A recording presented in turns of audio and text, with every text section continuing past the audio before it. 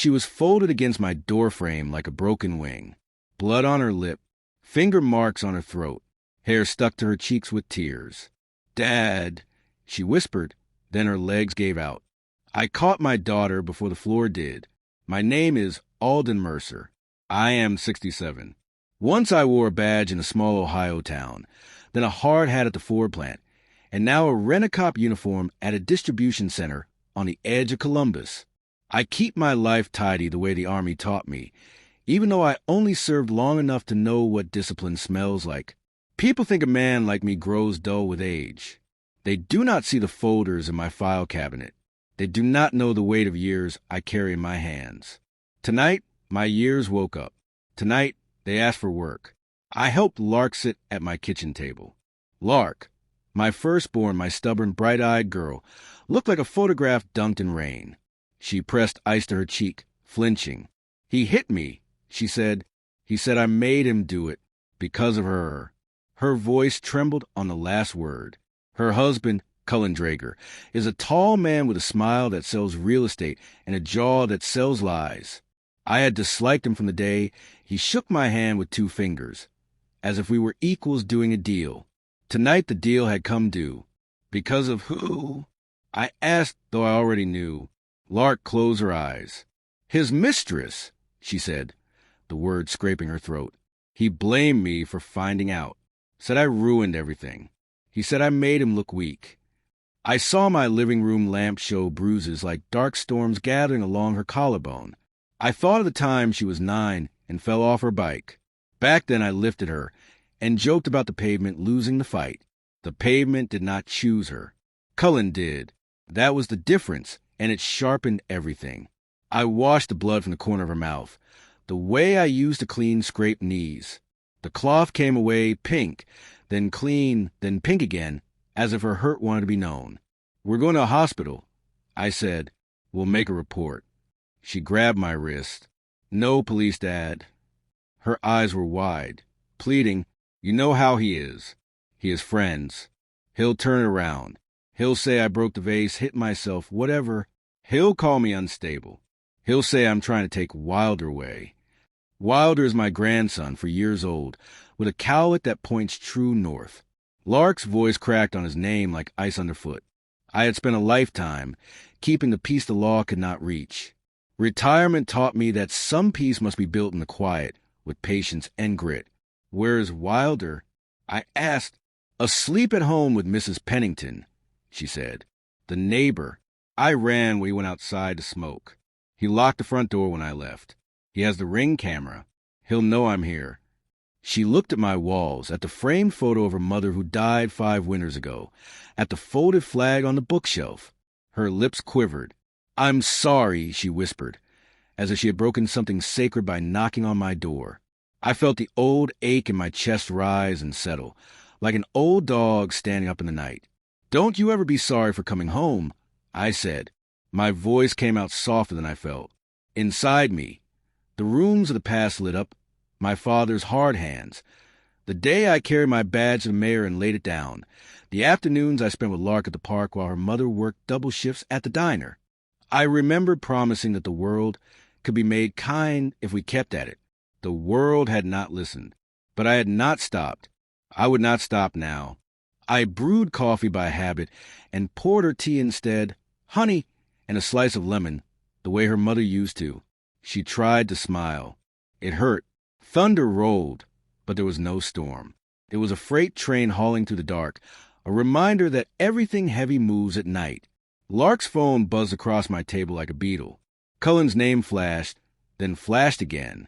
Voicemail stacked in a row, the way he stacks promises. I turned the phone face down. "He'll be here," Lark said. "He'll come for me." I nodded. "Then we will be ready." She looked at my hands. "Ready how?" I did not answer. "Not yet." I went to the hall closet and pulled the garment bag from the back. It smelled like mothballs in the old days. Inside was my uniform, pressed and clean, the silver shield dull from disuse. Lark's eyes filled with fresh tears. "Dad, you're not that man anymore." I slid the holster on my belt. Empty, just leather and memory. "No," I said. I am something he has never met. I reached for the old flip phone at the bottom of the drawer, the one no one calls anymore but me. It still held numbers that never changed, men whose hands shook like mine in the cold, but never in the heat of purpose. I pressed a name. The line clicked, and a voice older than mine said, "Mercer." His voice sounded like gravel and church bells. "You still awake?" I asked. "Always," he said. "We do not joke much at our age. Time likes its words plain." "I need eyes," I said, "and a truck with no questions." He breathed and said, "How bad?" I looked at Lark. "Bad enough," I answered. I hung up and then called another number, a woman from my old neighborhood watch who remembers every license plate that ever idled on our street. After that, I took the notebook from my drawer. Not the lined one for grocery lists, the other one, the one with the tabs. I wrote a name at the top, Cullen Drager. I wrote a second name under it, Wilder. Beneath that, I wrote one word in big block letters, home.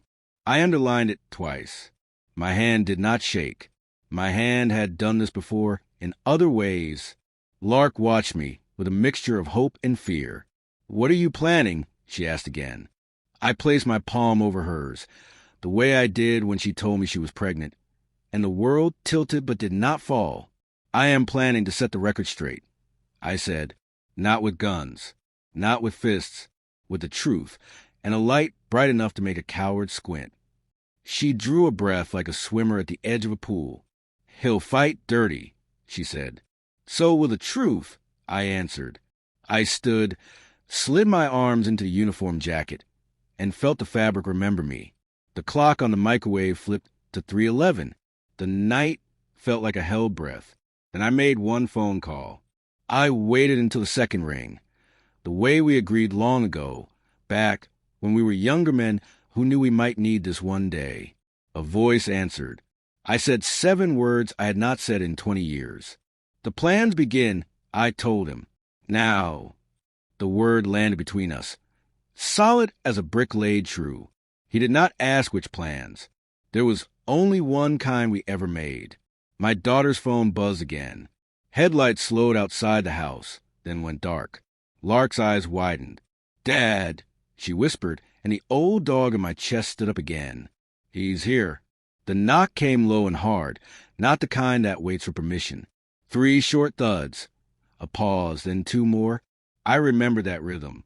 Years ago, when I was still on patrol, that was the knock we used before a raid. He had learned it from me. He thought it would scare me. Lark froze at the kitchen table. Her hands trembled around her mug. "Tea gone cold." "Stay here," I said, and my voice dropped into the tone I used when the world was about to do something stupid. I walked down the hall, slow and steady. Every step pressed years of patience into the floorboards. Through the peephole, I saw him, Cullen Drager. Expensive jacket, hair slicked back, eyes wild, darting, drunk on fury. Behind him, a silver SUV idled in my driveway. Its headlights cut through the fog like knives. He wasn't here to talk. He was here to finish what he started. "Open the door, old man," he said. His voice was too calm for his shaking hands. "I just want to talk to my wife." I opened the door halfway and let the chain stay. "She doesn't want to see you," I said. He laughed, a short bark of contempt. "She's my wife. You think you can hide her from me?" He leaned in close enough that I smelled the whiskey and smoke on his breath. "You're just an old rent-a-cop. You don't get to tell me what to do with my family." I let him speak. Men like him always talk themselves into deeper holes. When he paused to breathe, I said, "Your family is in there. You're not." I shut the door, slow and steady, until the latch clicked like a gavel. That was when he slammed his fist into the door. Once, twice, then again. Lark screamed from the kitchen. He shouted through the wood, "You think you can keep her from me? I'll take my son. You hear me, old man? He's mine." The way he said mine told me what kind of man he truly was. To him, people were possessions. My daughter, my grandson, they were trophies he'd rather break than lose. The pounding stopped. I heard his shoes crunch across the gravel, the sound fading, then silence. But silence doesn't always mean safety. I knew this night wasn't over. It was only retreating to plan its next move. Lark ran to me, cry into my chest. He's never come after me like that before. He's never looked at me that way. I held her, the same way I did when she was little and woke from nightmares. Except this nightmare had a name, a mortgage, and a smile for the neighbors. Pack a bag, I said. You're staying here for now. She shook her head. Dad, I can't. Wilder, he's still there. What if he goes back for him? Her voice broke, and I saw the truth in her eyes. Cullen might be angry now, but anger like his turns desperate fast. Desperate men do dangerous things. I pulled my old duffel from the hall closet and tossed it on the couch. Inside were the things I swore I'd never need again. Maps, old radios, a flashlight, and a leather notebook with names written in fading ink. I flipped through it, page after page of men and women who owed me favors. Some I hadn't seen in decades. But the kind of help I needed didn't fade with time. Lark watched me, confused and scared. Dad, what are you doing? I'm doing what I should have done the day you said I'd do to that man. I said quietly, I'm making sure he never hurts you again. She shook her head. You can't. Dad, this isn't like before. There are laws now, restraining orders. Laws work for men who respect them, I said. Cullen doesn't. He hides behind them. I pulled my phone and dialed another number, one that hadn't seen daylight since my retirement. The voice on the other end was deep, familiar. Mercer, he said, same as before. Still breathing? Barely, I said. I need eyes on a man named Cullen Drager. Address coming your way. Got it? You want this quiet. As the grave, I said. He grunted approval. You always had a way with words. I had a good teacher, I said, and hung up. Lark's eyes widened. Who was that? An old friend who still believes in justice, even when it doesn't wear a badge anymore. Outside, a car door slammed. Then another. Headlights swept past a window. Too slow, too deliberate. Lark's breath hitched. Through the curtain, I saw two figures in dark coats walking up the street. Not police, not neighbors. Cullen wasn't alone. I turned off the lights. Get down, I whispered. The knock came again, lighter this time. Mr. Mercer, a new voice said, polite and cold. We just want to talk. My heart sank, not from fear, but from recognition. I knew that voice. And if he was here, things had already gone deeper than I'd hoped. I looked at Lark and whispered. He didn't come alone. He brought them. She swallowed hard. Who? I stared at the door as the knocking grew louder, more urgent.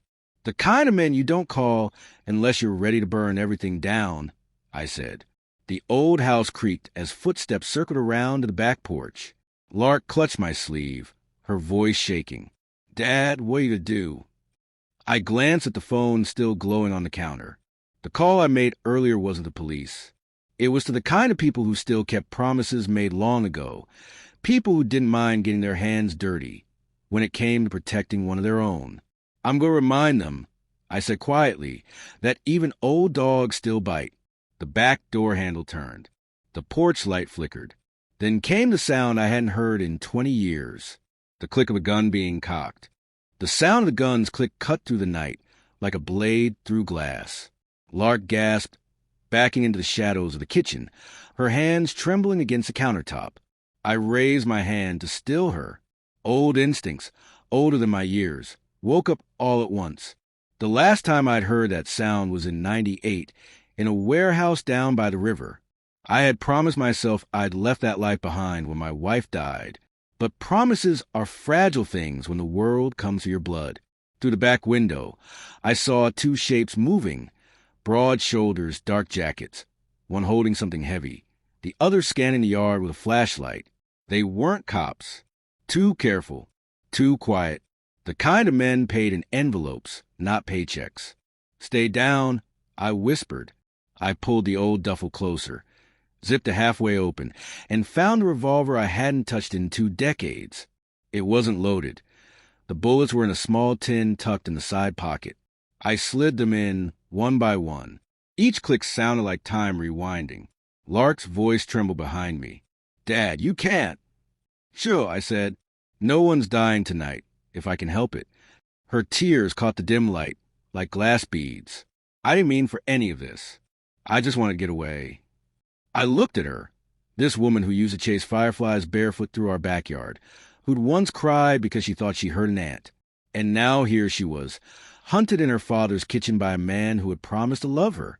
Lark, I said, my voice low, steady.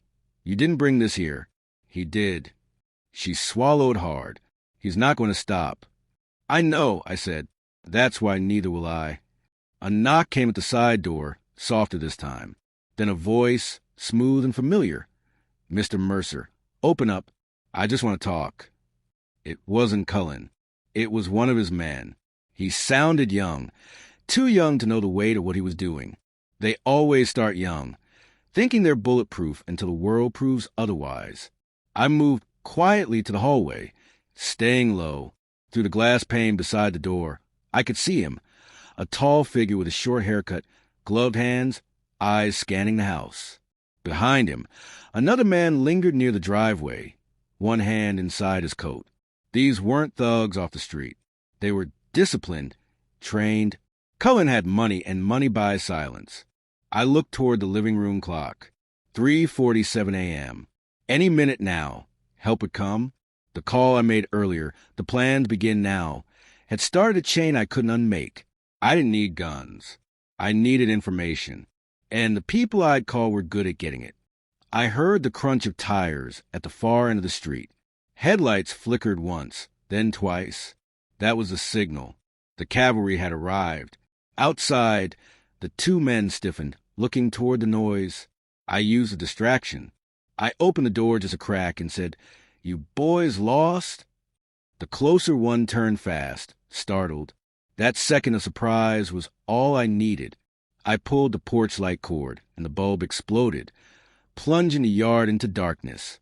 Then came another sound, the deep, low growl of an old diesel truck pulling up to the curb. Out stepped Mason Ray, my oldest friend. He was 72 now, gray beard, shoulders still broad as ever. Once upon a time, we'd worn the same uniform. Now, we were the same kind of regrets. He didn't bring a gun. He brought something far more dangerous. Proof. "Evening, gentlemen," he said, his voice calm as he approached the two men. "Private property." One of them barked. "Back off." Mason just smiled. "Funny. That's what I was about to tell you." He held up his phone. The screen glowed with a live feed from Cullen's SUV camera, one of those fancy ones with an automatic upload to the cloud.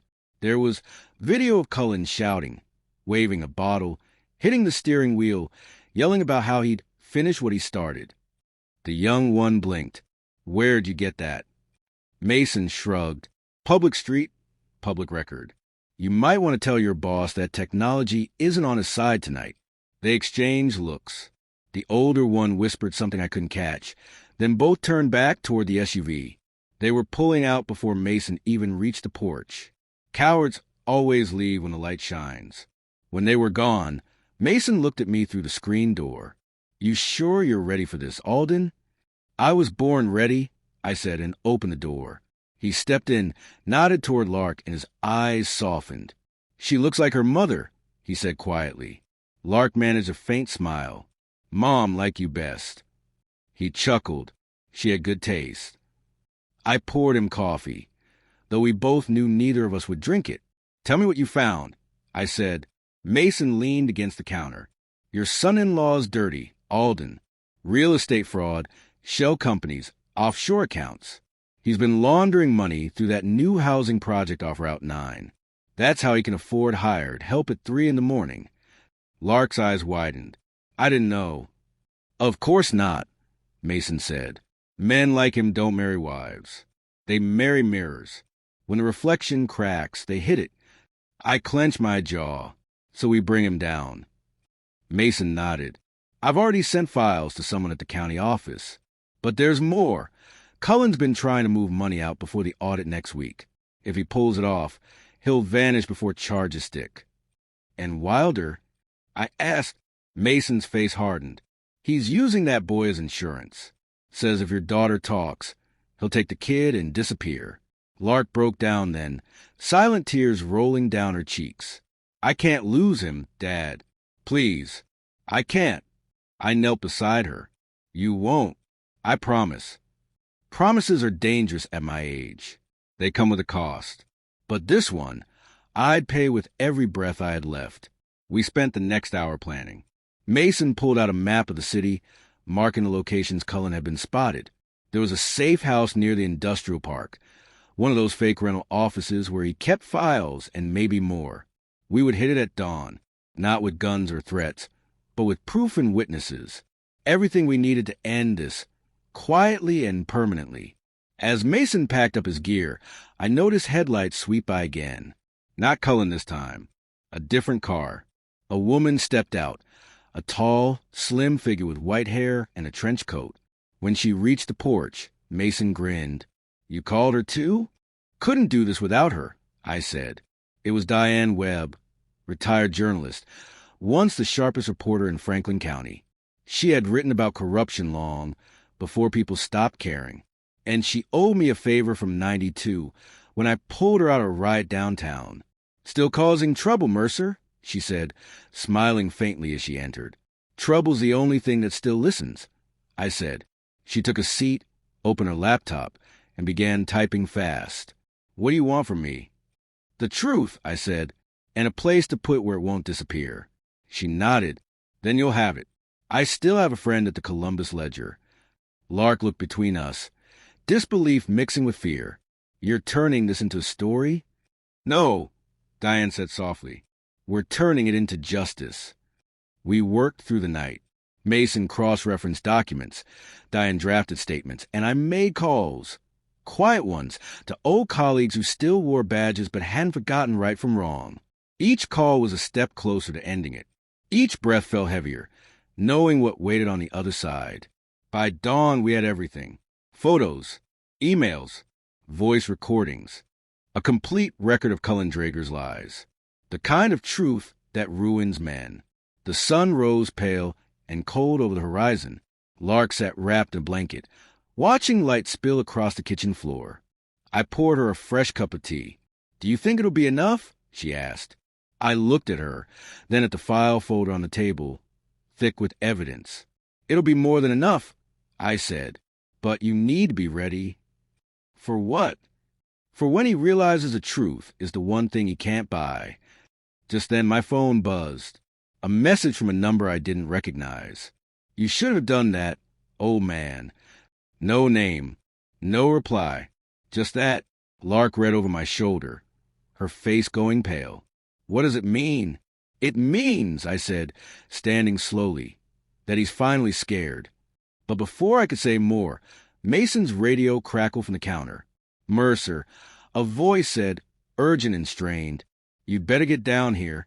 There's been an accident on Route 9. Black SUV. One adult male inside. Lark's eyes widened. Cullen. I stared out the window, at the road, leading east. Stay here, I said. I'll find out. Mason grabbed his coat. You sure you want to do this alone? I nodded. Some endings, Mason, a man has to face by himself. I opened the front door, the morning cold biting through my jacket. Behind me, Lark called out, her voice trembling. Dad, what if it's not an accident? I looked back, the light catching the lines of my face, every scar and shadow of the years behind me. Then, I said quietly, the real plans begin before sun wakes. The road out to Route 9 runs past the old soybean fields where Lark learned to drive. Morning lay thin on the land, frost at the edges, blue cold pressed to the ditch grass. I drove with the window cracked and the radio off, letting the engine talk. The steering wheel felt big in my hands, like the wheel of a ship pointed at a storm. I told myself to breathe, in through the nose, out through the mouth, the way I taught rookies when their hands shook. When I reached the bend near the industrial park, I saw the lights, red, white, blue, an ambulance idled crooked on the shoulder. A cruiser blocked the lane. Steam rose from the broken nose of a black SUV where it had kissed the guardrail and lost. The windshield wore a spiderweb of cracks. The airbags hung limp like empty lungs. A young deputy waved me back, But then he looked closer and lowered his hand. "Mr. Mercer," he said, "Sergeant Keene said you might show." Nora Keene had been a cadet when I hung up my badge. She listened better than most men twice her rank. "Where is she?" I asked. "Down by the rail. Looking for skid marks," he said, and pointed. I walked past the smell of hot metal and leaked coolant. A blanket lay in the road, abandoned. Everything felt wrong. Staged. Accidents leave a mess the way children leave fingerprints. The scene wore gloves. Nora rose from a crouch as I reached her. Sharp eyes, hair tied back.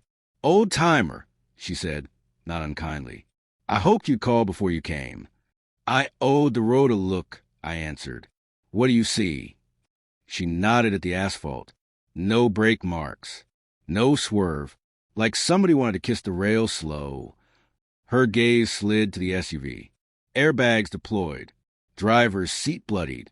But the headrest is clean. Meaning the blood came later, she said. After the impact. I walked to the passenger side. The door hung open. On the floorboard lay a child's sock, blue with tiny rockets. My breath stopped, then started again in a hard, flat line. "Wilder?" I asked, though the sock was too small for him now. Nora shook her head. No car seat brackets. No crumbs. No crayons. If a kid rides in a car, that car tells you. This one is sterile. She let the morning wind carry off what she did not say. "Cullen?" I asked. "He's not here," she said. "Plate traces to a shell lease. The VIN is clean but new. No glove box junk. No papers. Whoever drove this didn't live in it." She watched me too closely then. "You sure you want to be here, Alden? You're not on the roster anymore." "I'm on another one," I said. "A smaller list. People I can't bear to lose." She nodded once, like a soldier acknowledging orders already given. "You tell me what you know," she said. "Off the record is still a record to me." I told her about Lark at my door, about Cullen's hired man, about the files Mason and Diane were threading into a net. Nora chewed on the inside of her cheek, thinking, Drager has friends who like to be seen shaking hands. But there are quiet hands, too. She tapped the SUV with her knuckles. "This feels like one of those quiet hands making a loud picture." "Staged accident," I said. She nodded. "And a message." Right then, my phone buzzed. A text. No name. No number I knew. A photo loaded slow over weak signal.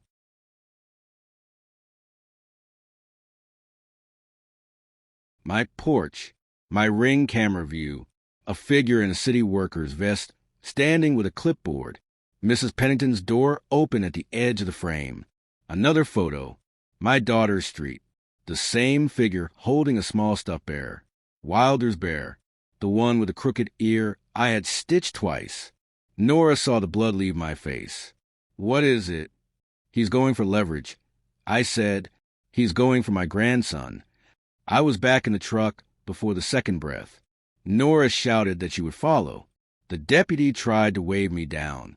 I was already gone, the road unrolling like a whip. I called Mason. No answer. I called Diane. Her voice came fast and clipped. "Say it straight. Cullen has a man posing at City Works. He's at Lark's block. He wants Wilder."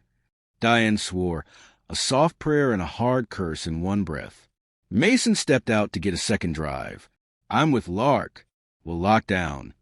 "Don't open for anyone," I said. "Not a badge. Not a Bible." "I know," she said. "I've covered mayors. We're snakes too."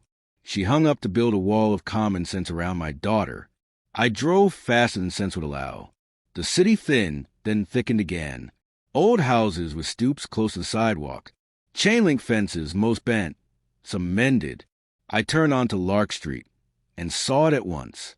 A white van at the far corner. The kind utility men use. No city logo. Just magnetic plates that read Metro Services in letters smug with vagueness. I parked 3 houses back. Watched. The van's engine idled as if it had nowhere important to be. A man in a vest walked up the sidewalk, clipboard in hand, ball cap low. I could not see his face. He stopped at Mrs. Pennington's gate and made a show of checking the meter. Then he looked at Lark's door. Then his head tilted, listening. I stepped out and closed my door soft. I felt every year in my knees. I ignored them. "Hey!" I called, my voice easy, the way I talk to strays who might bite. "You need a signature for that?" The man turned. He was younger than I expected, with a smile grown in a mirror. "Morning, sir," he said. "Routine check. We've had reports of a gas leak on the block." "That's so," I said. "Funny. I sit on the neighborhood watch list. No robocall. No alert." He tapped the badge at his vest. "We're old school," he said, and his smile sharpened. Behind him, the van door slid open 2 inches. A shadow shifted inside, low and patient. A second engine rolled up behind me. Nora's cruiser. She stepped out, one hand resting quiet near her holster, like a pianist who has not yet played. "Morning," she said to the man. "Which department?" He showed the badge again. She did not look at it. She looked at his shoes. Shiny. Wrong brand for public works. She looked at the van tires. Clean sidewalls. New. "Funny thing about gas leaks," she said, gentle as milk. "They call me first." His smile faded like a light with a bad wire. Then the van door slid wide. The shadow inside lunged toward the curb. Not a man. A dog. A big one, brown and muscled, muzzled tight. The handler must have thought a dog makes a scene less like a kidnapping and more like a service call. Men who count money think that way. The handler clicked a lead to the harness and stepped out. He had the posture of a fighter who knows he will not be hit today. "Officer," he said to Nora, smooth as street glass. "We're on contract. Call it in if you need to verify." Nora's eyes did not leave the handler's hands. Her voice softened more. "What's the dog's name?" she asked. He blinked. "What?" "Dogs have names," she said. "This one does not look like a number." He hesitated 1 beat too long. "Rex," he said. The dog's ear twitched, but not to that word. Nora smiled without teeth. "Mine's Fiddle," she said. "He dances when I say it." She glanced at me. "Mr. Mercer, would you mind stepping back to your daughter's porch?" I nodded. We had entered the part of the dance where one misstep breaks bones. I reached Lark's door and tapped twice in our old family rhythm. She opened on the chain, eyes red, jaw set. Diane stood behind her with the laptop open and a wooden spoon in her hand like a baton. "You picked the strangest mornings," she said. "Company." I said, "Stay small. Stay quiet." Lark looked past me at the street. "Where is Wilder?" she whispered. "With Mrs. Pennington." I said, "We'll bring him home when this ends." She bit her lip. "What if this is how it ends?" "It is not," I said, and made my voice a plank she could stand on. Out on the sidewalk, the handler had the dog sit. The man with the clipboard relaxed his shoulders, as if the show were over. Nora spoke into her radio in codes I knew well and did not need to hear. 2 more cruisers turned the corner, slow as thought. The handler's jaw tightened. The clipboard man looked at me with a new shape in his eyes. Recognition. He had seen me once. Somewhere men do not introduce themselves. He took 1 step toward the van. "Don't," Nora said. He froze. The handler looked at the dog, then at the cruisers, then at the houses lining the quiet street where curtains had begun to twitch. He made a decision I could read from across the grass. He chose to live small today, in order to live large tomorrow. "Pack it," he said to the clipboard man. They stepped back to the van. The dog huffed, relieved and bored. The door slid shut. The van rolled away like nothing had ever happened. Nora exhaled. "Not today," she said. "Tomorrow?" I asked. She looked at the sky. "Tomorrow belongs to who is ready." She nodded toward Lark's house. "Keep your doors layered. I'll put a car at the corner." Quietly. "Thank you," I said. "I did not do it for you," she said. "I did it for the boy with the crooked-eared bear." Then she left to write a report that would use careful words and mean heavier ones. Inside, we let the morning fill the rooms. Mason returned, breath steaming, a second hard drive in his hand. He relaxed when he saw us whole. "I lost you on Route 9, he said. You did not, I said. You chose to look where I could not. He half smiled. Guilty. We stacked what we had on the kitchen table. Emails showing money shuffling to a Bahamian bank. Photos of Cullen with a developer who had 3 names and no history. A recording of Cullen making threats into his steering wheel. Diane typed as if carving letters into stone. We go wide at noon, she said. County office. Ledger. 2 bloggers who do not love me, but love clicks. We make it so big it cannot be swept. Mason nodded. I've got a judge who hates being lied to. We can file an emergency petition for temporary custody care to protect Wilder. Lark looked at me, hope and fear making twins in her eyes. He will hate me for this, she said. He already does, I answered. People like him call it love because the word possession tastes bad. The house phone rang then. Not my cell. The landline that only telemarketers and ghosts call. I picked it up. Silence. Then breath. Then a voice that pretended to be calm and failed. Alden, Cullen said, you are making mistakes you cannot afford. You already made them. I said, I am just turning on the light. He laughed, a sound with no joy in it. You think this is about money? About my name in a paper? You think I care? You care about losing, I said. Men like you always do. Something moved behind his words. Traffic, maybe, or a TV, or a hallway where someone paced. Bring me the drives, he said, soft now. Bring me the files, the recordings, the pretty little articles your old lady friend is writing. Bring them to me by noon. You know, the old park by the river. No, I said. Listen carefully, he whispered. The whisper cut me more than a shout. Say hello, he said to someone near him. And then I heard it. Small, sleepy, brave. Grandpa. Wilder said, his voice sticky with morning and milk. I'm okay. My heart stopped and then kicked so hard I had to grab the counter. Lark heard it through the line and broke without a sound. Diane's hands hovered over the keys, frozen.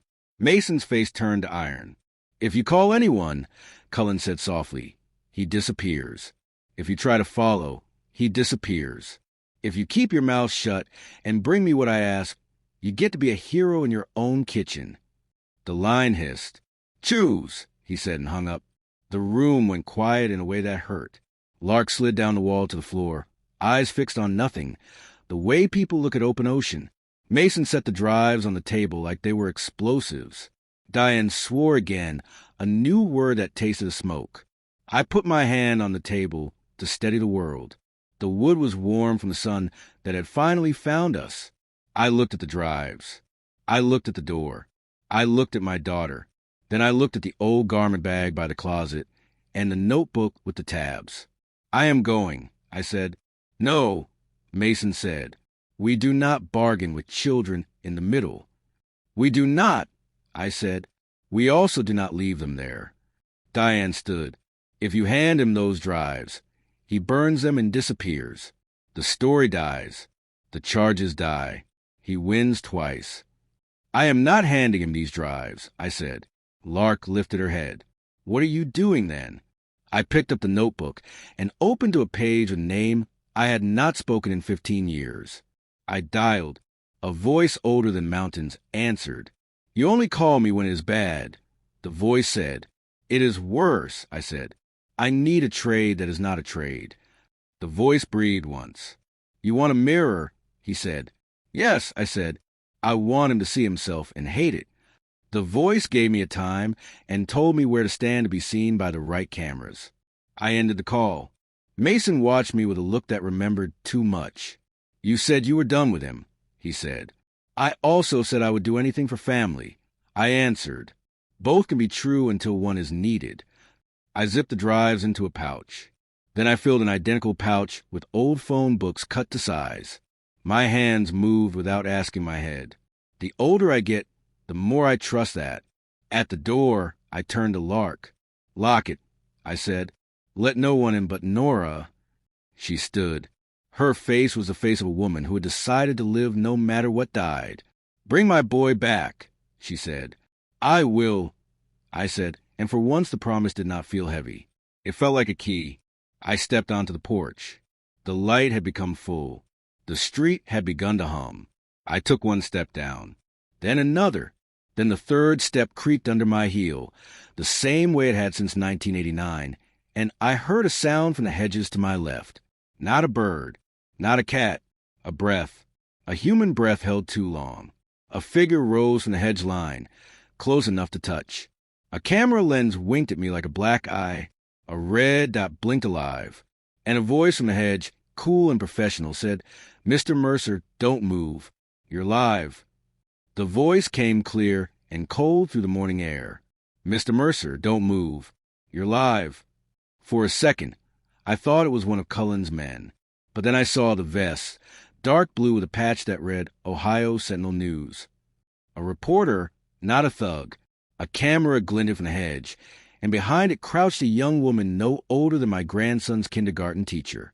Her breath came quick. Her eyes locked on me like a deer that found a bear instead of berries. Diane stepped out behind me, eyes narrowing. "I know that girl," she said. "Freelancer. Amelia Boone. The Ledger kicked her out last spring for streaming live raids." Amelia's hand shook slightly, holding the camera steady. "You're Alden Mercer," she said breathlessly. "The retired officer who took down the 12th Street crew in '98. They say you just called in the feds on a real estate laundering ring. Your name's all over the local feeds." I stared. "You're early," I said. "Too early." She blinked, confusion flickering. "You're trending, sir. Hashtag Mercer Revenge. Someone uploaded footage of the men outside your house. It's everywhere." Diane cursed under her breath. "They leaked it. Cullen wants to paint you as the aggressor." "Let him," I said. "The only thing men like him fear more than exposure is silence breaking in the right direction." I walked toward the reporter, slow and careful. She didn't lower the camera.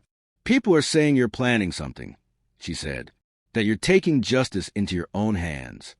I smiled, tired. Justice has a way of forgetting addresses like mine. Sometimes an old man has to mail it himself. Her camera light blinked red. "Are you admitting to—" she started. "No," I cut in gently. "I'm admitting to loving my daughter and my grandson. That's all I'll ever plead guilty to." The words landed the way I wanted. Her mouth opened, closed, then she slowly lowered the camera. Diane stepped forward. "You want a story, kid? Then listen. The man we're after has money in half the wrong pockets of this county. We got proof, email shell accounts, fake leases. You put that on air, you'll be doing something better than chasing clicks." Amelia hesitated. "If I post what you give me, I'll get sued. Maybe worse." I met her eyes. Truth always costs something. Question is, can you afford to keep lying to yourself? The words hit her hard. Her shoulders dropped. "Send me what you've got," she said quietly. "If what you're saying checks out, I'll go live again by noon." "Good," I said, "but not here. Leave now, before someone mistakes you for me." She nodded and vanished into her car at the end of the street. Diane turned to me. "She's a risk." "Every piece on the board is," I said, "but sometimes pawns are the only ones who reach the other side." Mason came up behind us, breath steaming in the chill. "The judge signed it," he said, holding up a folded paper. "Temporary guardianship order. Lark's covered. Wilder, too, if we can get him back." "If," Diane echoed. Mason didn't answer. The weight of that word filled the air like dust. I stepped off the porch, heading to the truck. Mason followed. "You're going to the river?" "Yes." "You're walking into a trap." "I've walked into worse. Not with a grandkid on the line." I looked at him, calm and final. "Then that's exactly why I can't afford to lose this one." He exhaled, slow. "You still think like a cop?" "No," I said. "Cops ask for permission. I'm done asking." The road to the river cut through the industrial zone. Steel skeletons of half-finished warehouses, graffiti ghosts, and cracked glass glittering like frost. I parked under the overpass, the place Cullen had mentioned. The air smelled of oil and damp leaves. It felt like every deal I'd ever broken up. A black SUV waited 50 yards away, different from the wrecked one. Engine running. Windows tinted. A figure leaned against the hood, cigarette glowing faintly. When I stepped closer, the door opened and Cullen stepped out, dragging Wilder by the wrist. My grandson's cheeks were streaked with tears, his hair messy, still in his Spider-Man pajamas. My stomach twisted, but I kept my voice level. "You hurt him," I said quietly, "and this world won't have a hole deep enough for you to hide in." Cullen laughed, a low, cruel sound. "Old man, you've already buried yourself. I told you to come alone." "I did," I said. "And the files?" "In the truck," I lied. He studied me, smirk spreading. "You were always predictable. That's what Lark gets from you. Same stupid loyalty." He shoved Wilder forward. "Go on. Say hi to Grandpa." Wilder stumbled toward me, clutching the crooked-eared bear against his chest. When I bent to pick him up, I whispered, "Close your eyes, kiddo. Don't look back." Cullen lifted his hand. Something metallic glinted. Not a gun, a phone. He pressed a button. And suddenly I heard the faint hum of an engine behind me. 2 more SUVs rolled in, boxing us between the river and the road. Men stepped out, black jackets, mirrored sunglasses despite the overcast. "This is what justice looks like now," Cullen said. "Quiet, efficient, paid for." He walked closer, voice softening to a hiss. "Give me the drives, and maybe I let the boy walk away. You can go back to your little suburban war story." I took a step forward, keeping Wilder behind my leg. "You know, Cullen," I said, "you remind me of a man I once arrested. Talked the same way. Thought the world owed him obedience." He grinned. "What happened to him?" He stopped talking. He reached for his pocket. That was when the sound hit, the thump of helicopter blades. Low, fast, angry. Cullen spun, eyes wide. From behind the tree lean, a small news chopper rose, emblazoned with Ohio Sentinel News. The reporter, Amelia Boone, leaned out with a camera.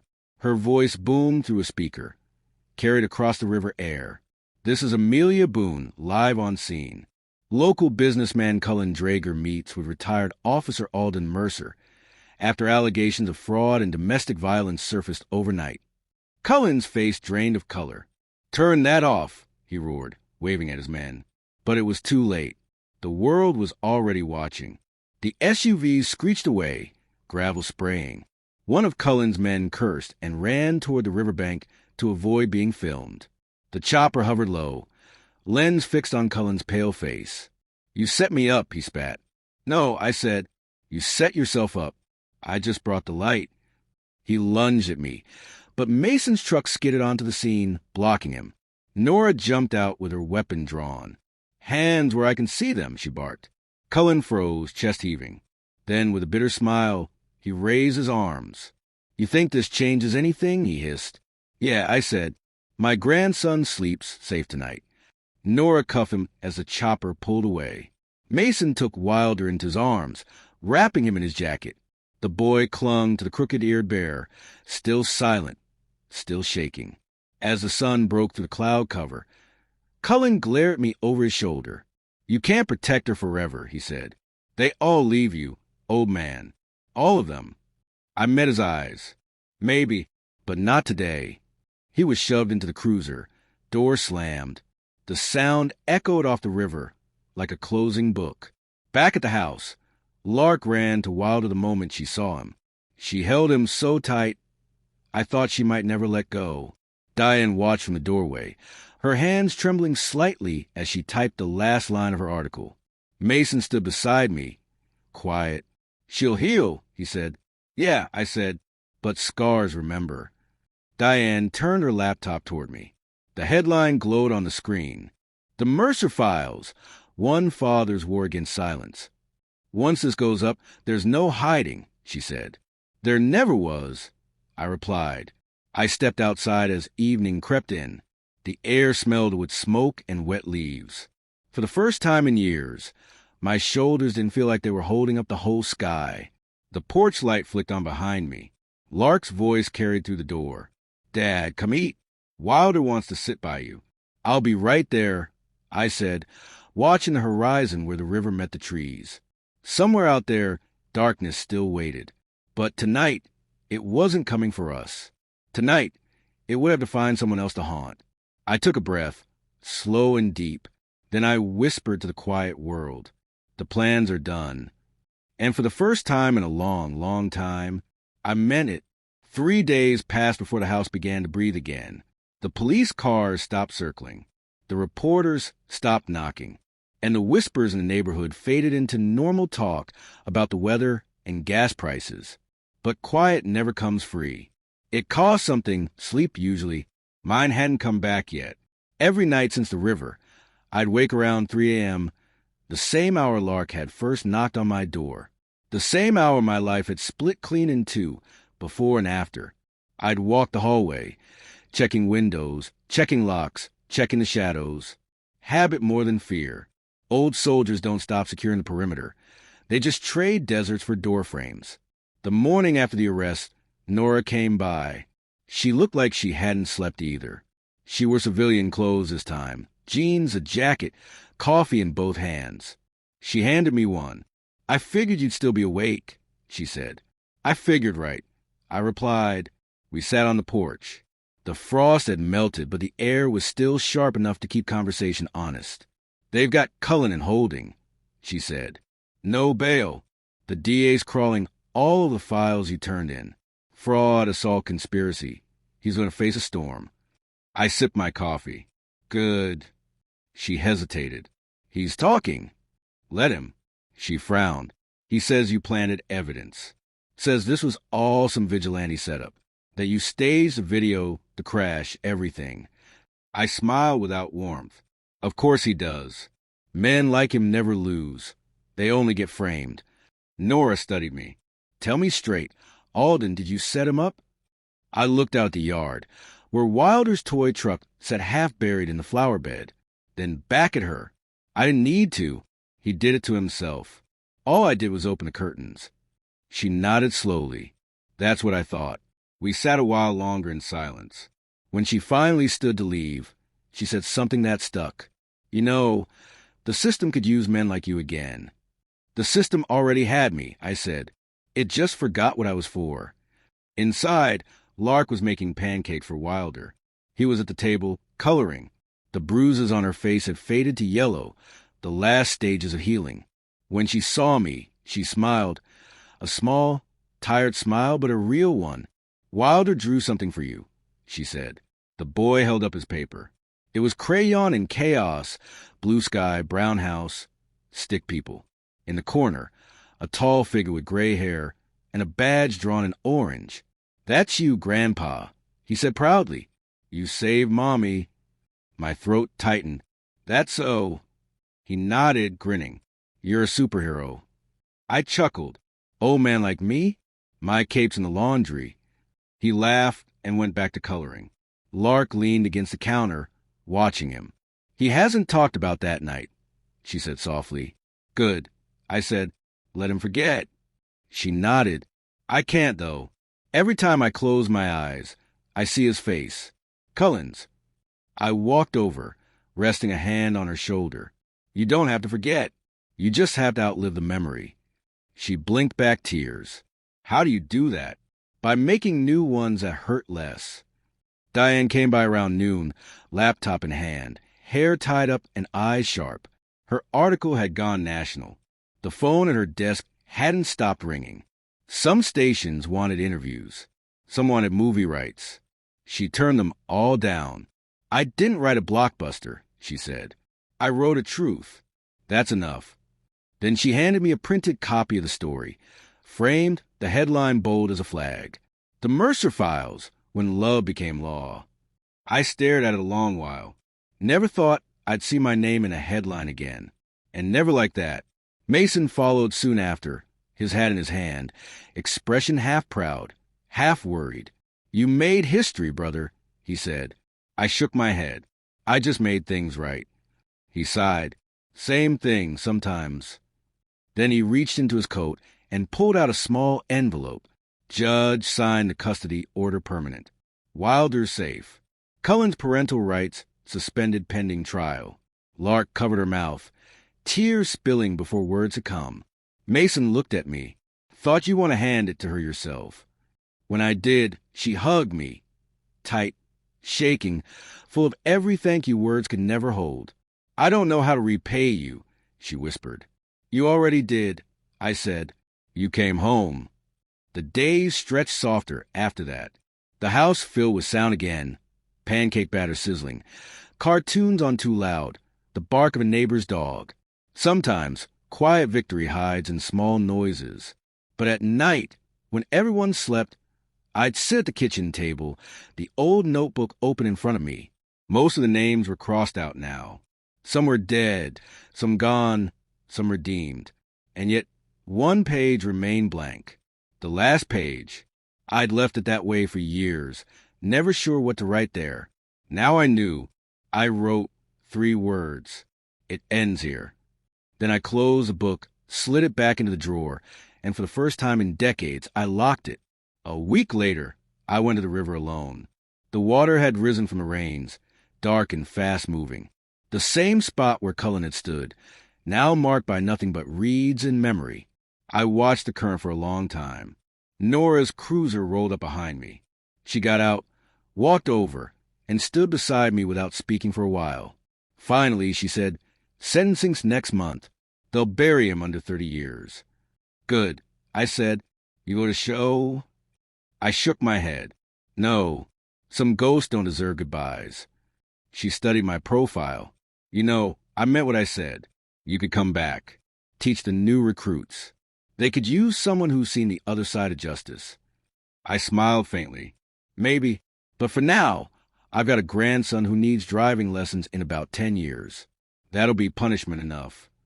She laughed, saluted in half-jest, and drove off. I stayed until the sun dipped low, the light turning the river gold. When I got home, Wilder was waiting on the porch, bear in hand. "Grandpa," he yelled, "come see what I built." I followed him into the yard, where he'd stacked stones into a wobbly little tower. "What's that?" I asked. "It's a strong house," he said proudly. "Mom says strong houses don't fall down when bad guys push them." I smiled. She's right. He placed a crooked-eared bear on top, like a flag. Now it's perfect. Lark watched from the window, smiling softly. Her face looked peaceful for the first time in years. The setting sun made her hair glow, like it used to when she was a child. I sat on the step, letting the cool evening air fill my lungs. The world felt heavier and lighter all at once. The kind of peace that only comes after you've fought for it. Behind me, the door creaked open. Diane's voice called out, "Dinner's ready." And Alden, "Don't let that boy con you into dessert before vegetables again." Wilder giggled. Too late.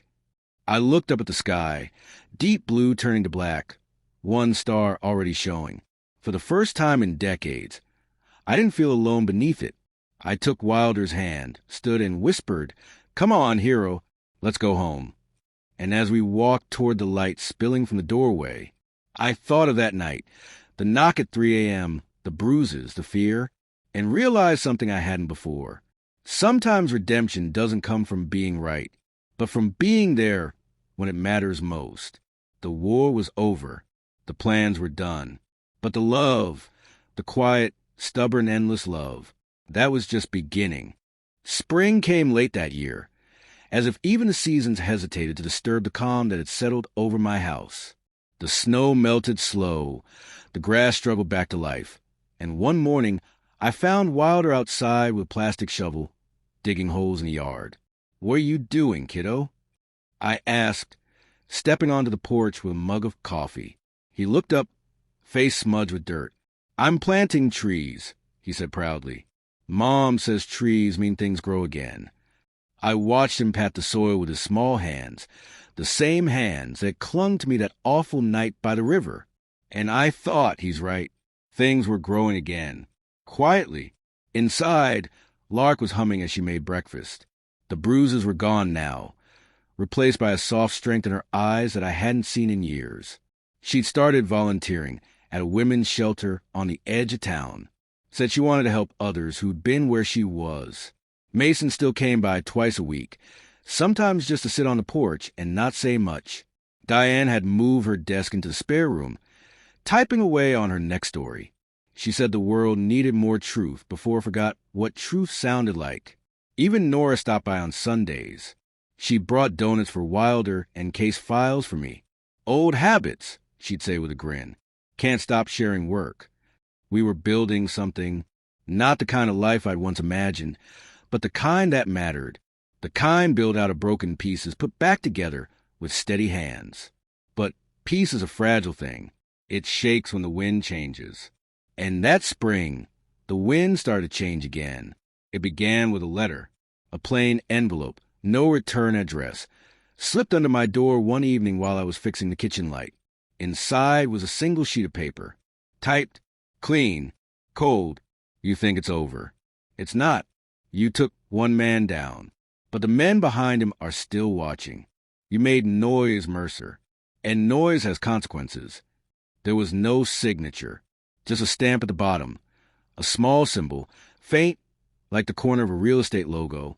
I folded it neatly, slid it into my pocket, and said nothing to Lark. No sense in planting fear, where peace had just begun to grow. That night, I sat on the porch long after everyone else went to bed.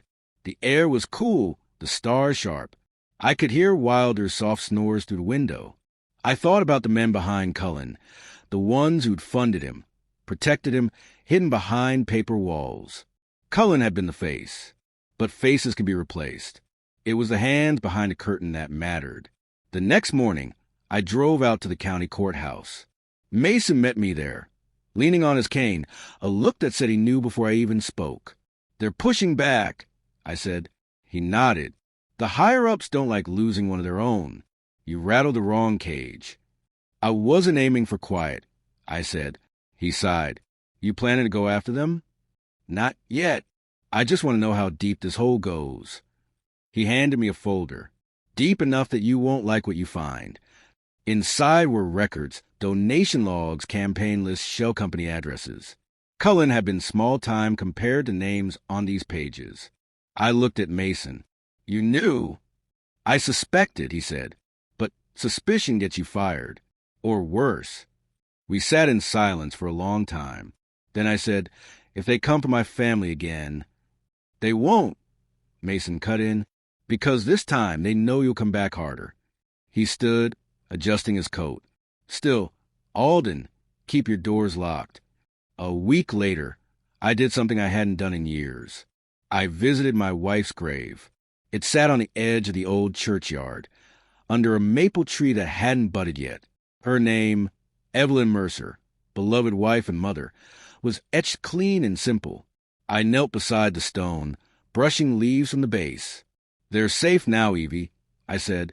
Our girl, our boy's boy. The world tried, but it didn't win.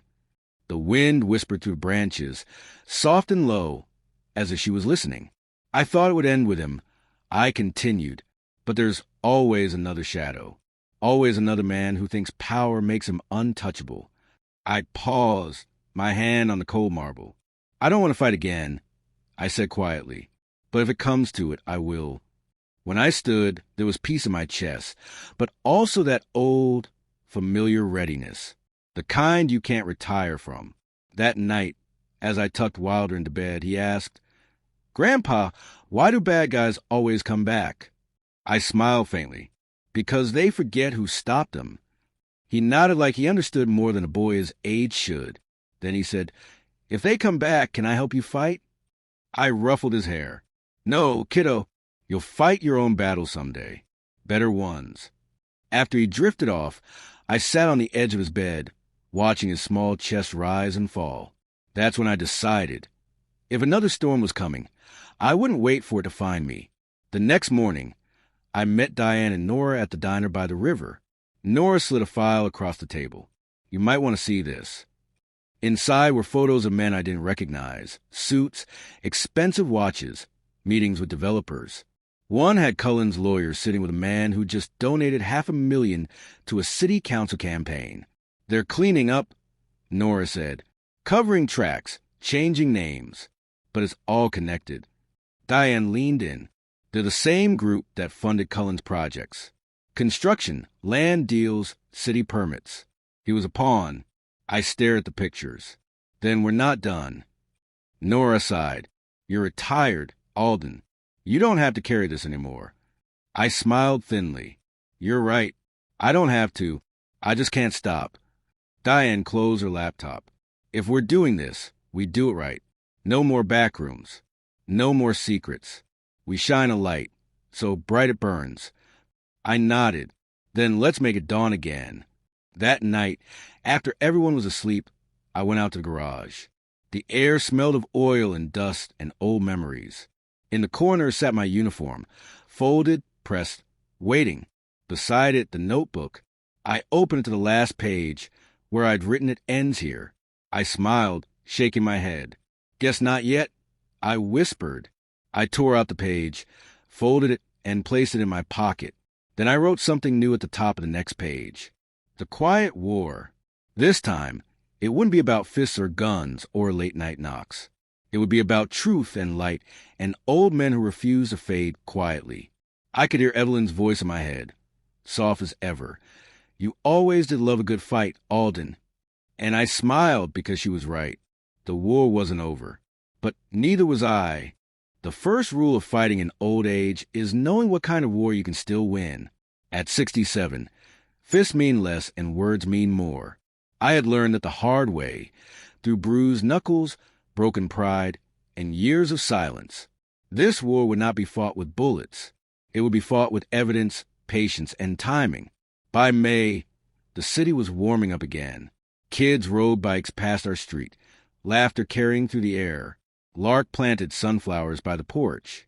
Wilder caught fireflies at dusk. To anyone looking from the outside, we were just another family recovering. But inside the house, our kitchen had turned into a command post again. Mason brought files. Diane brought names. Nora brought the badge, quietly, unofficially. And I, the old man, brought the one thing they didn't teach in any academy, the long memory of a man who has seen too much to ever stop caring. The deeper we dug, the more rot we found. Developers, city officials, bankers, all tied to the same fund that had kept Cullen's empire standing. He had only been the front face, a salesman for the rot underneath. When he fell, others started shifting, covering, whispering. Corruption doesn't die when you catch one man. It changes skin. We worked quietly for 2 months. No noise, no leaks. Until one morning, the war found me again, this time in the form of a polite knock.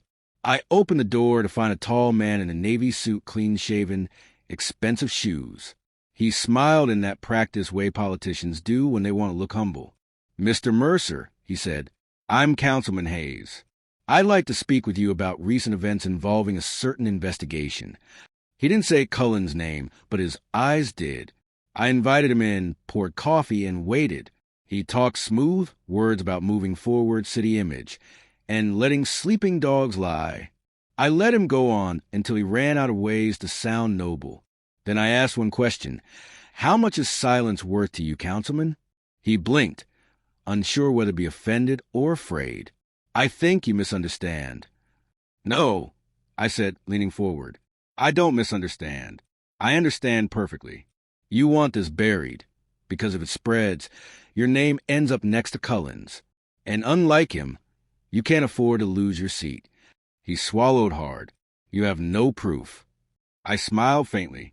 "Not yet." He stood, face tightening. This conversation never happened. "Then you got nothing to worry about," I said, and showed him to the door. The moment he left, I called Diane. She was already typing before I finished the sentence. "Hayes," she said. "He's been getting campaign money from the same shell companies that funded Cullen. If he's nervous enough to visit you, he knows the walls are closing in." "Then let's close them," I said. 2 weeks later, the story broke. Diane published her biggest piece yet. The Quiet War, How Power, Money, and Silence Built a City of Shadows. It hit like a thunderclap. 3 officials resigned within 48 hours. The state attorney opened a formal inquiry. And by the weekend, the words Mercer Files had become shorthand for every small-town corruption story that had ever been ignored. Lark cried when she read the article. Not because of fear, but pride. Mom would have been proud, too. she said softly. I nodded, my throat tight. She always believed truth had a longer reach than hate. Wilder climbed onto my lap. The crooked ear bear still clutched in his arms. Grandpa, he said, does this mean all the bad guys are gone now? I smiled. Some of them. But there'll always be more. He frowned. Then you'll stop them, right? I kissed the top of his head. Not me. You will. That summer, the calls started coming in. Reporters, activists, even old cops. They wanted my help, my story, my advice, but I said no to most. The fight had never been about fame. It was about family. Still, I said yes to one call. It came from a small-town sheriff 2 counties over. A quiet voice said, Mr. Mercer, I read your story. I've got my own Cullen here. Same kind of filth. Can you tell me where to start? I paused for a moment, feeling the years settle in my bones. Then I said, start with what's true. Build from there. And when you stand your ground, don't flinch, because that's when they start to fall. He thanked me. Before hanging up, he said, you give the rest of us hope, sir. I smiled, small and tired. Hope's all I've ever wanted to leave behind. Autumn crept in slow, golden and kind. Lark sunflowers drooped under their own weight, and Wilder started kindergarten. The first day he got on the bus, he turned and waved through the window. That wave hit me harder than any war I'd ever fought, because it wasn't just goodbye, it was trust. That night, I sat on the porch again, the same spot where she'd knocked at 3 a.m. months ago. The stars were out, the air crisp. I thought of everything, the blood, the fear, the calls, the plans, and how somehow, through it all, we'd made it here. Mason joined me, his gait slower than before. He sat beside me in silence for a long while. Then he said, you ever think about how it might have gone if you'd done nothing that night? Every day, I said, and every day I'm grateful I didn't. He nodded. You know, Alden, for a man who swore he was done fighting, you sure started a war. I smiled. Sometimes peace needs a little help getting born. We sat there till the crickets took over the night. When he left, I stayed, watching the stars shift, listening to quiet hum of a house no longer afraid. Before I went to bed, I opened my notebook one last time. The page of the quiet war was filled now. Names, notes, times, victories, scars. I turned to the back, found one blank corner, and wrote 4 words. We made it home. Then I closed it for good. A year later, I was sitting in the audience of a small community center when Lark walked across the stage, accepting a plaque for her work at the women's shelter. She spoke softly, but the room hung on every word. I used to think strength meant never breaking, she said. But my father taught me that sometimes strength means breaking and rebuilding anyway. Applause filled the room. I sat in the back, tears I didn't bother to hide slipping down my cheeks. When it was over, Wilder ran up to me, holding a small craft made from colored paper. It's our family, he said proudly. Ma, me, and you. He pointed to the biggest figure. You're the hero. I laughed. No, kiddo. I'm just a man who picked up the phone. That night, after everyone went to bed, I sat on the porch again. The moon hung full and calm. Somewhere far off, I heard a train, life moving forward. I thought of Evelyn, of the night Lark came home, of the fear, the rage, the plans that began with one simple word. Now. And I realized something I hadn't before. The story had never been about revenge. It had been about redemption. Because sometimes the greatest revenge isn't destroying the monster. It's rebuilding the world it tried to break. I looked toward the stars one last time and whispered, It's done, Evie. We're home. Then I turned off the porch light. And for the first time since that night at 3 a.m., the dark felt like peace.